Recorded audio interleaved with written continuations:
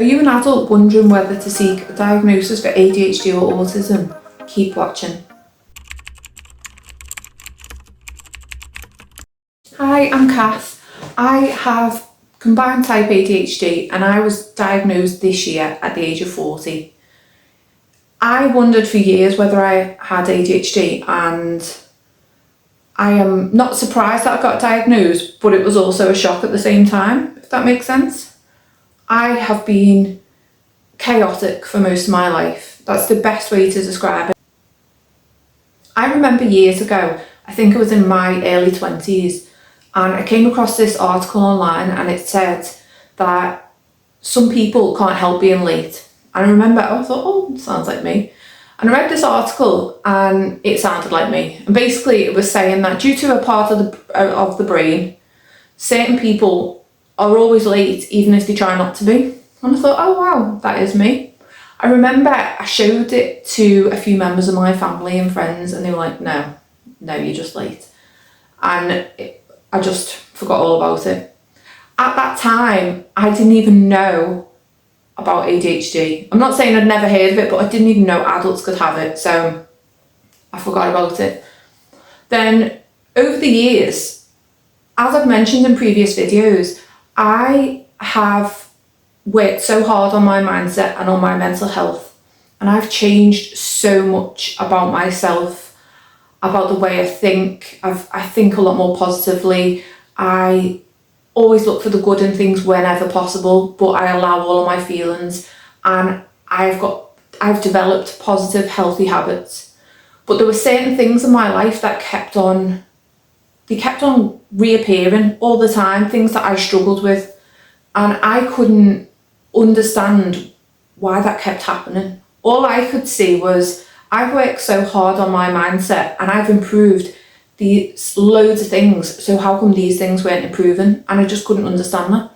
So I would go onto Google and type in things like, why am I always late when I try not to be? Brought up ADHD. Why do I struggle with keeping things tidy, even when I really want to be tidy? Brought up ADHD. And every time I typed something in, it always came back to ADHD. And then I thought, wonder if I have got ADHD. And being the person that I was, so this was years ago, I would think, oh, it's okay. Even if I've got ADHD, I'll just keep trying. I'll just keep trying and see if I can resolve these issues on my own. So I just tried harder. And if you're an ADHDer, you'll know that that's something we always do. We just try harder. And then quite often the same things keep coming up. I carried on trying harder, and every time I would try harder and I would get even more frustrated with myself when I couldn't do the thing I was trying to do. I have got a reputation for being late, and I'm not proud of that at all. But it's not because I'm sat there doing nothing. It's because I can't process time. So I have struggled with this for my whole life. This is obviously just one of the many ADHD things that I've struggled with. But I would try different techniques, setting alarms, and sometimes it works, yeah. But if you forget to set the alarm, it's not going to work. And again, another trait of ADHD is being forgetful. So anyway, further down the line, I thought to myself, because I'm so much into natural health and natural well-being, I'm certainly not against modern medicine, not at all. Obviously it's necessary at times, but whenever possible, I will use natural remedies whenever possible. I don't even take paracetamol unless I'm absolutely desperate. Like, I don't even think I had one paracetamol in the whole of last year, for example. So for me, it is a last resort. And I thought to myself, is there any point being diagnosed with ADHD if I wasn't going to go on the medication for it? And again, I've not completely ruled out ADHD medication, but it is kind of like last on my list. I want to try other things first before I would ever try that. Again, nothing against people who take it. I've heard it can be life-changing and that's amazing. But for me, I am very sensitive to a lot of things, including chemicals, and I tend to be the person who gets the side effects from medication.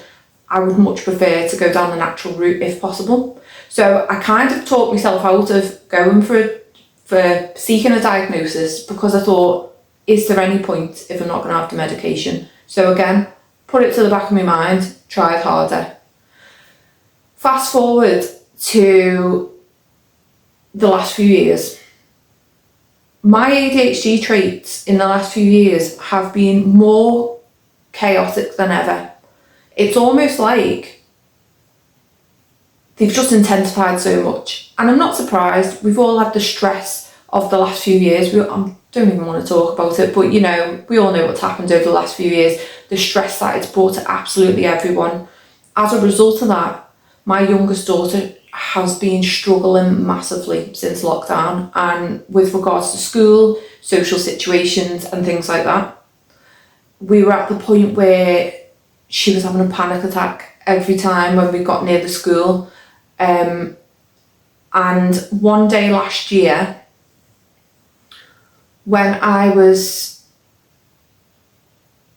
managed to get her into school, and it was very emotional. She was really upset.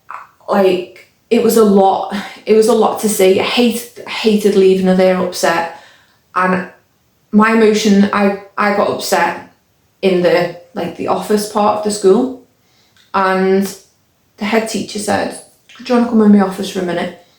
I went in and I said, "I don't know what to do. I don't know how to deal with this. She's struggling so much, and I feel awful leaving her here upset and crying, and she's struggling a lot in like every area of her life." And the head teacher said to me, "Have you considered autism? That your daughter's got autism?" And I was like, no, I don't think so. Not that, again, like, I was just kind of naive to the traits of autism. I had certain specific traits in my mind, and I thought, well, no, she can give eye contact. She can show empathy, like really deep empathy. And yeah, I was naive and I was wrong about the traits of autism. And the head teacher said to me, well, actually, autistic people can show deep empathy and they can give eye contact. And she explained to me about the spectrum, whereas I imagine the spectrum as a straight line. And she showed me a diagram of how it's like almost like a chart and there's the things people struggle with are at different levels in this circle. She also has a lot of experience in children's mental health, in autism, in neurodiversity, and she started explaining traits to me, and I was sat there saying, yep, she does that, like my daughter does that, but I do that. My daughter does that, but I do that. My daughter does that, but I do that. And I something clicked in my mind, and I thought, this is why I've never noticed, because the things that she does, a lot of the things she does are traits that I have as well. And I just assumed they were normal inherited traits that everyone had or everyone did. And it didn't even occur to me that maybe, yes, she was autistic, but also maybe I was autistic as well. So when I left that appointment, I went home and I sat in the car processing, as we do as ADHDers. And at this point, I didn't even have my ADHD diagnosis. And I sat there and I thought, who am I? I genuinely thought, it was like it made me question everything about myself. The school, we decided on that day, the school was going to refer my daughter for an autism assessment. And I was glad that was in the process. And I got back and I thought, I'm going to ring the doctor, because I wanted to understand myself, and I didn't know whether I had ADHD, whether I had autism, or whether I had both or none. So I rang the doctor to make an appointment. Got an appointment about 3 weeks later, and I explained everything to him. He asked me what particular things was was I struggling with, and what made me I basically said to him, I don't know whether I might be autistic or whether I might have ADHD. And he asked me to explain some things, and when I did, he said, well, actually, yeah, it sounds like you do have traits of both. So he agreed to refer me for both, but separately, like down separate referral pathways.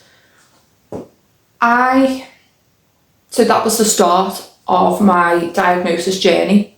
So that was a referral through the NHS. I ended up going through Right to Choose. I will talk about that in a further video. And it was an amazing decision. The process was so much faster. And I'll explain that process to you in a further video. But basically, that is what led to my diagnosis of ADHD. It was my daughter's, it was the thought that my daughter was going to be diagnosed with autism, and that realisation that maybe I'm autistic as well, but also because I didn't want her to feel alone, and I thought if there's a chance that I'm autistic as well, I know that if I can find that out, that will help her to not feel alone. If she knows my mum has got autism as well, or I still don't know whether I have or not, but she wouldn't feel alone. So that was kind of my main motivation to get my own referral, to seek my own diagnosis, basically.